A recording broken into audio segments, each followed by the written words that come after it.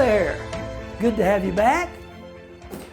And man, we are ready to roll. We left off at a very interesting spot. All right, I'm ready just to jump in and go for it. So that's just kind of the way I'm geared. So let's tear into it and see what happens. Matthew 24, verse 15. I'm proposing to you that this chapter, it's not talking about an event that we're still looking for, some type of second coming, however you see that, some type of second coming, a return of Jesus. I'm proposing this is talking about the destruction of Jerusalem in AD 70, where the city was wiped out, not one stone left on another, as Jesus described. Okay? Now then, let me set my timer. Okay.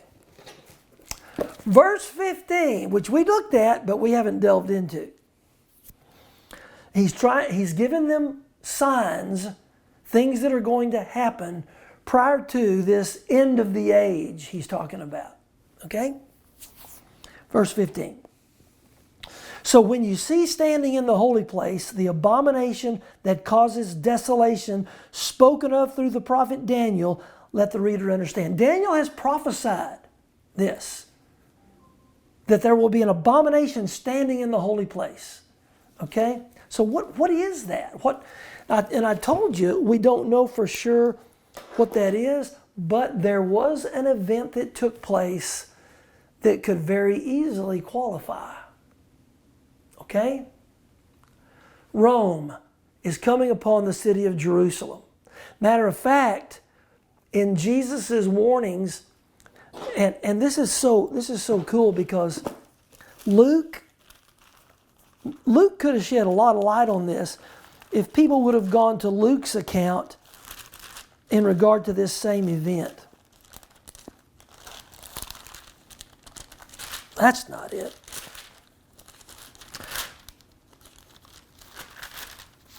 Here we go. Right here. Yep, that's it. Luke 21. And you can turn there, that'd be great if you did. Same, it's a parallel passage. It's just Luke's account of that event. Okay? Because look at verse 5. Some of the disciples were remarking about how the temple was adorned with beautiful stones and with gifts dedicated to God. But Jesus said, as for what you see here, the time will come when not one stone will be left on another. Every one will be thrown down. You hear that? Parallel. Just like, this is just Luke's account of what took place as we read Matthew's before. Okay? But now, it's interesting how it's a little different. Look at verse 20. Verse 20. When you see Jerusalem being surrounded by armies, you will know that its desolation is near. Absolutely. Then let those who are in Judea flee to the mountains. Let those in the city get out. For this is the time of punishment in fulfillment of all that has been written. How dreadful it will be in those days for pregnant women and nursing women. He said, when you see the city surrounded by armies, you better get out of Dodge, because it is coming down around you. Luke's account is pretty clear.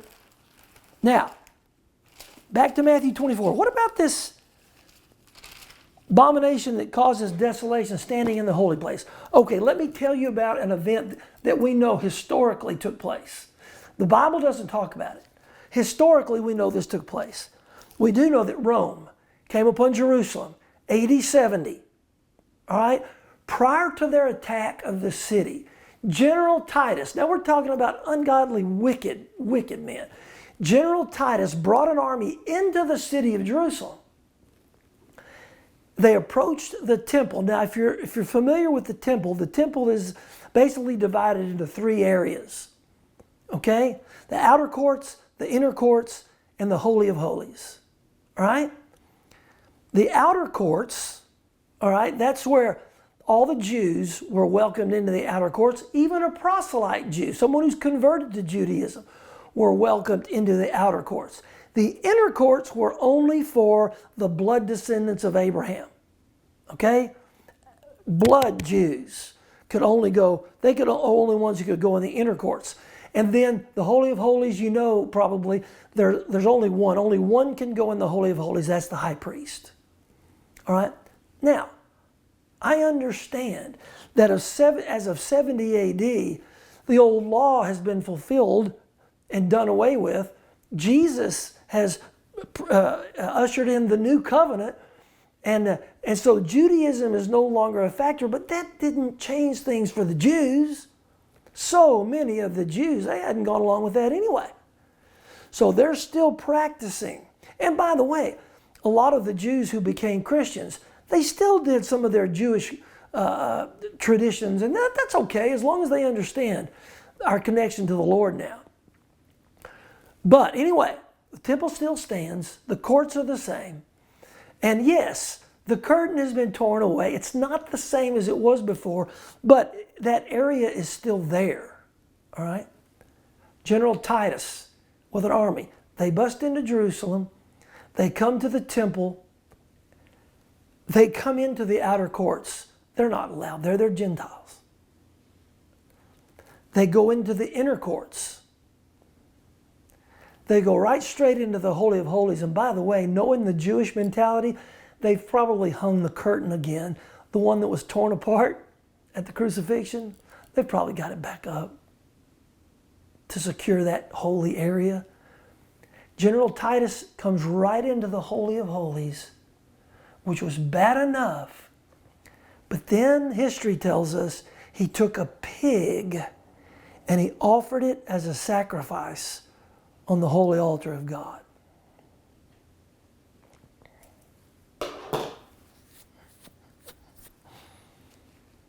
Blatant action to completely humiliate these people.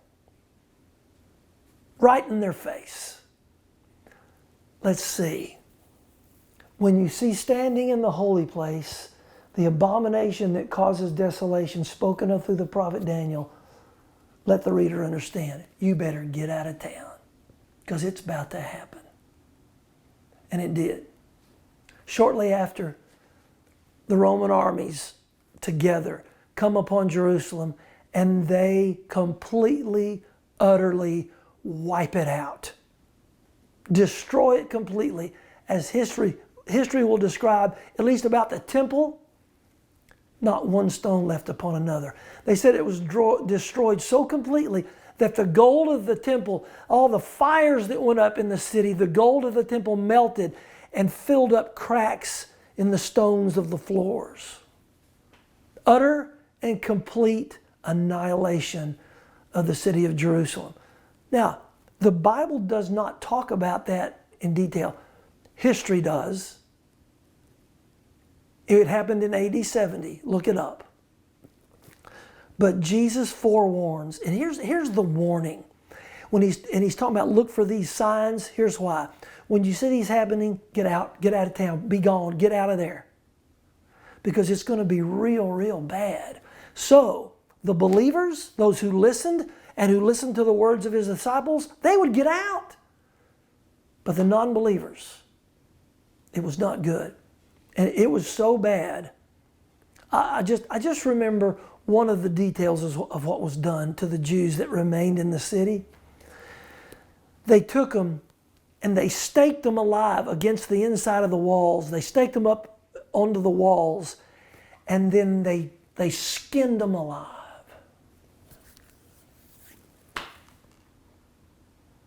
It was horrible what the Romans did to the Jews. Horrible.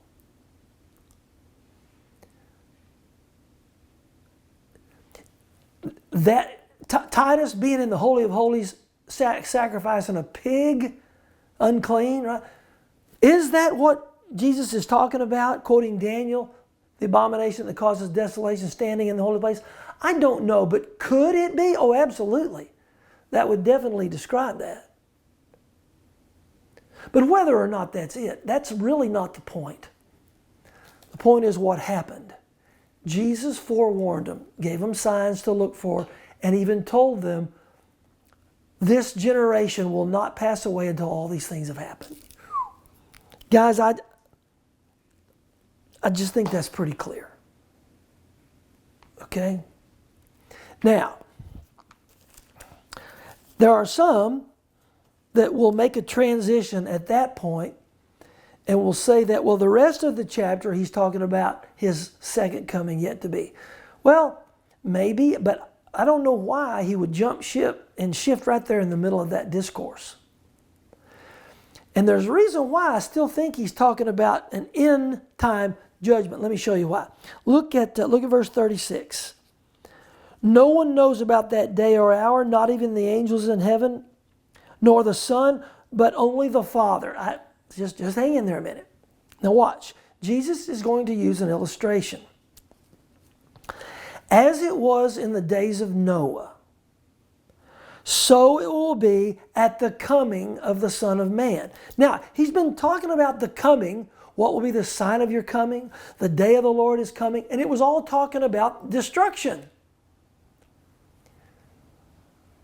So why would he have changed to another coming? Now he may have. I'm not saying, but not necessarily.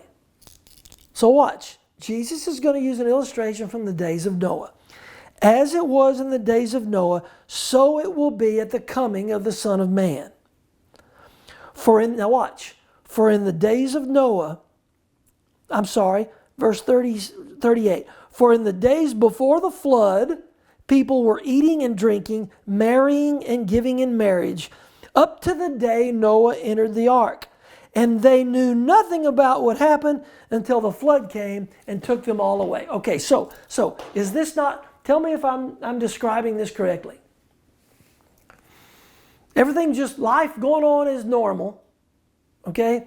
And until Noah gets in the ark and the others, they're just eating and drinking, and then the flood came and took them all away. All right, so in the days of Noah, there were two groups of folks. There were evil and there were good. Okay, Noah and his family are the only ones God declared as good. Not sinless, but righteous in their time. Okay, so you had evil and you had good.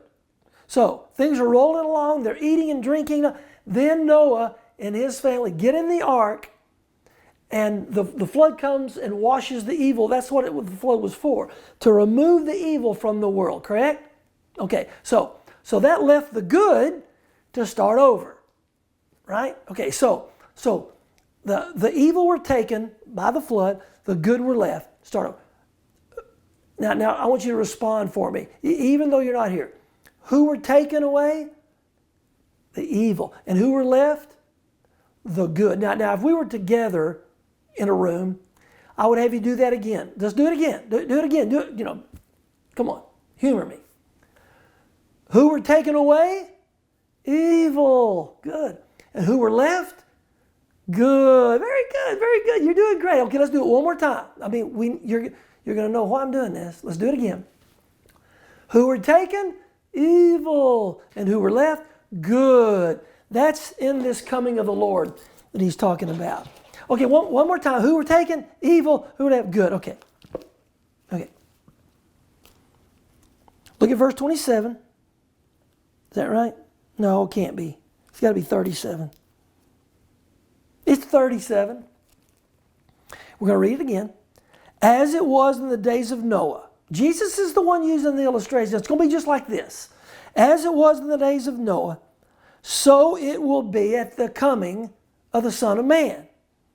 For in the days before the flood, people were eating and drinking, marrying and giving in marriage, up to the day Noah entered the ark, and they knew nothing about what would happen until the flood came and took them all away. Took who? Evil. Left who? Good. Okay.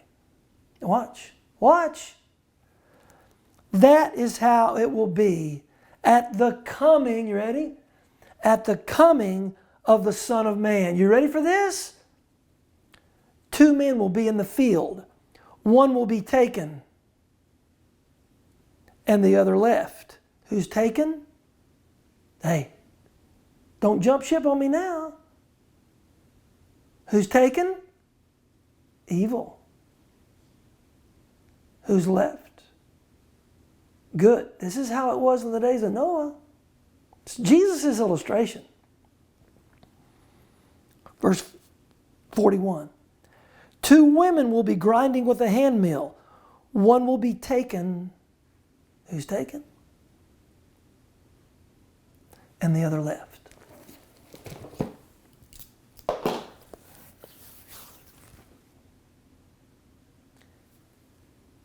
Is this an end of time event that we're still looking for?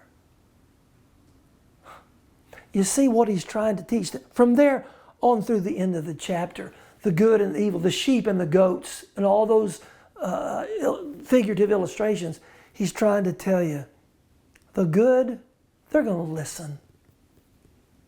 They're going to listen. The evil, they're not. They're not. And the evil are going to be wiped out.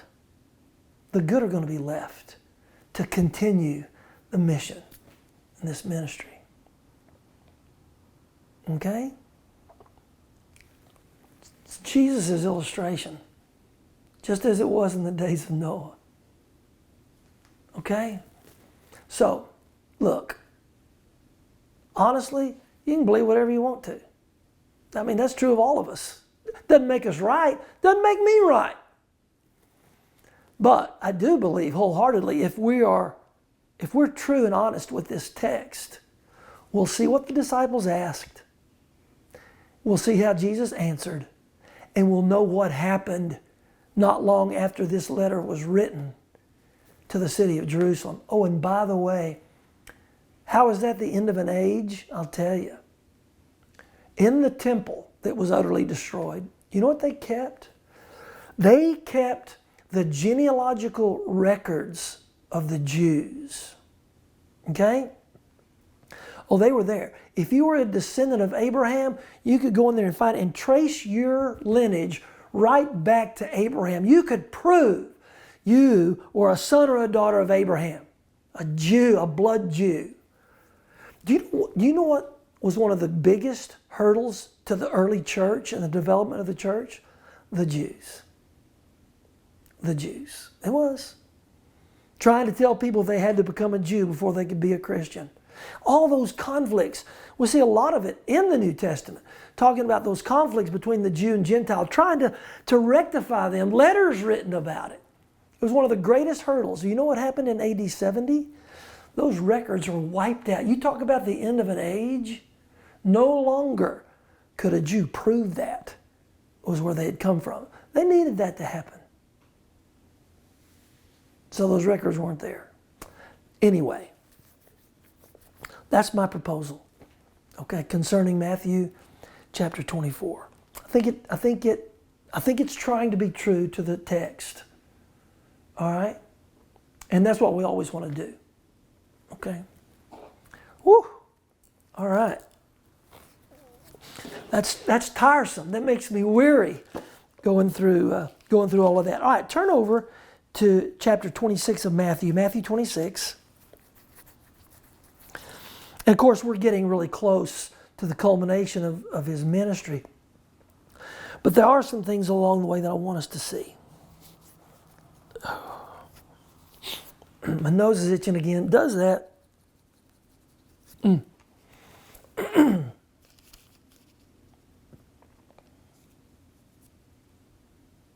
All right, chapter 26, look at the very beginning. Now, he had just shared some amazing parables with them, all right?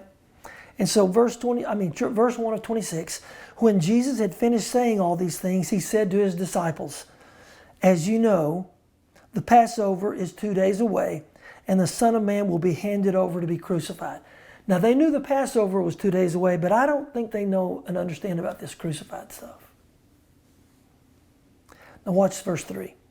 Then the chief priests and the elders of the people assembled in the palace of the high priest, whose name was Caiaphas, and they plotted to arrest Jesus in some sly way and kill him. Well, apparently they knew he wasn't guilty of anything, some sly way, and kill him. You notice?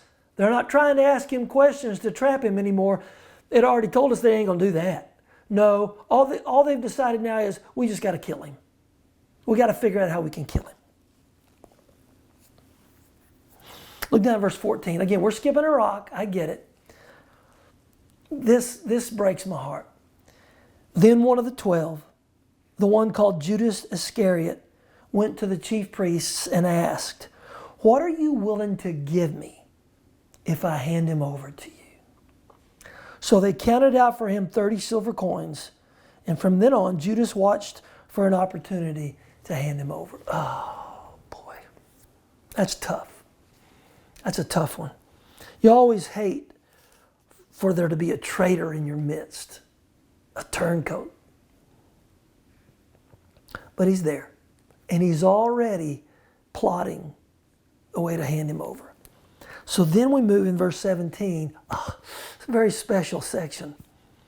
On the first day of the Feast of Unleavened Bread, the disciples came to Jesus and asked, "Where do you want us to make preparations for you to eat the Passover?" And he tells them, "Go find this guy. He'll take it. He'll show you. They're going to go to an upper room." That's not particularly significant, but that's what happens. Okay? Verse 19, so the disciples did as Jesus had directed them and prepared the Passover. Okay? Now then, hold your finger in Matthew 26 and go to John 13. As you're going, let me ask you a question. If Jesus were to say, let's just ask it this way. How would you say Jesus showed us the full extent of his love? How did he show us the full extent of his love? Well, he died on the cross. I get it. Well, that makes this passage really interesting. John 13, by the way, same scene. This is John's account of that upper room during the Passover when the communion is going to be instituted. But watch this. This is where they are when this takes place. John 13.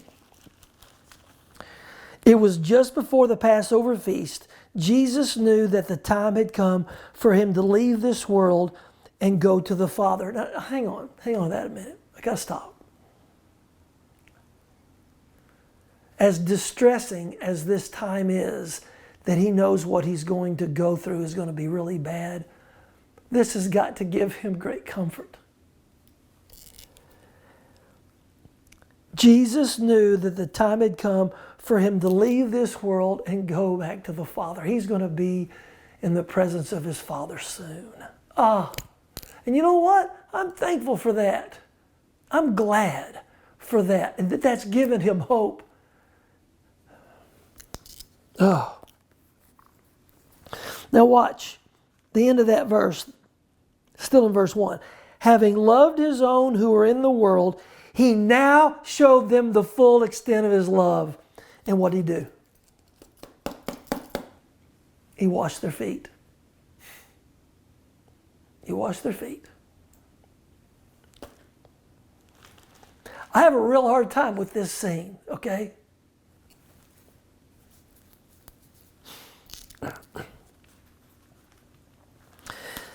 Verse 2, the evening meal was being served and the devil had already prompted Judas Iscariot, son of Simon, to betray Jesus. Judas is there though. Yeah, he's working on a plot. Jesus knew that the Father had put all things under his power and that he had come from God and was returning to God. So he got up from the meal, took off his outer clothing, wrapped a towel around his waist. After that, he poured water into a basin and began to wash his disciples' feet, drying them with the towel that was wrapped around him. People can say whatever they want to about Peter, but at least he stopped him and said no. I'm surprised others hadn't done that already. He came to Simon Peter, who said to him, "Lord, you're going to wash my feet?" Jesus replied, "You do not realize now what I'm doing, but later you will understand." "No," said Peter, "you shall never." He uses that word a lot, never. "You shall never wash my feet." You know what? He means well. That's a good heart. You'll never wash my feet. You know how I know it's a good heart? Because of what he does next. Jesus answered, "Unless I wash you, you have no part with me." So Peter says, then Lord, Simon Peter replied, not just my feet, but my hands and head as well. Just wash me all over. I love that. I love that. I think about this scene, and the reason I guess I have a hard time with it. Here's our Savior on the floor, on his knees probably, washing the feet of these men. Oh, and their feet are dirty, I'm sure, but that's beside the point. Just the humility of doing that. And at the end of it, what does he tell them? You go and do likewise. He didn't mean go wash everybody's feet unless you take that figuratively. Serve. You go out there and serve. Guys, this is in the upper room right before the communion was instituted. This is all going on at the same time. And I heard a guy say once about this foot washing scene, and it got me. And I guess maybe it encapsulated all the feelings I was having about it. I don't know. But here's what I heard him say. I read his stuff, and it said how amazing it was that the only one in the room who really deserved to have his feet washed was Jesus, and no one even offered to do that.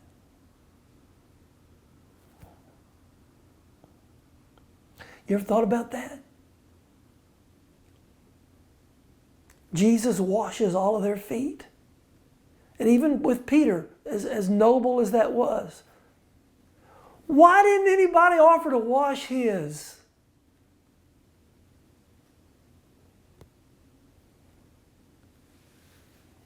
You know, you talk about frustrating. He's trying to teach these guys something. And he shows them this immaculate example of humility and service. And he washes all their feet, including Judas, by the way. And I'll be real honest with you. If I had been Jesus that night and I'm washing Judas's feet, he's coming away a cripple. I'm just being honest. That would not be the right thing. But I got a feeling that Judas didn't know any different from anybody else as Jesus washed his feet. Oh, and he knew, of course, what Jesus was about to do. He tells them, or at least a couple of them. But nobody stood up and said, "Dear Lord, let me wash your feet." The one in the room who really deserved it the most. And nobody even offered. You think that wasn't frustrating to Jesus? That they didn't just pick up on that? What he's just shown them. Surely they'll respond by washing his. They didn't do it. So it continues to build. Okay? And then this scene, this communion scene unfolds. They're just, look, y'all, they're just eating the Passover. They're lounging around the table, eating and drinking, enjoying themselves, celebrating the Passover feast. And then Jesus does something different. Okay? Now, I think what I'm going to do, I'm going to stop right there so that we'll know specifically. We'll come back to when Jesus institutes the supper and deals with Judas. And we'll talk about Judas a little bit. Let me ask you now, you think Judas went to heaven or went to hell? Now, I know that's not our call to make. I think it makes it pretty clear. I'm not going to say what it is, but I think it makes it pretty clear. And we'll talk about that next time. So, Jesus instituting the supper, Judas and some other things surrounding him, and as these events get closer and closer to the culmination. Okay? All right, thanks guys so much for being here. Love you. And just, hey, keep pressing on, keeping on. Love the Lord, love other people, and share Jesus. I love you a bunch. Good night.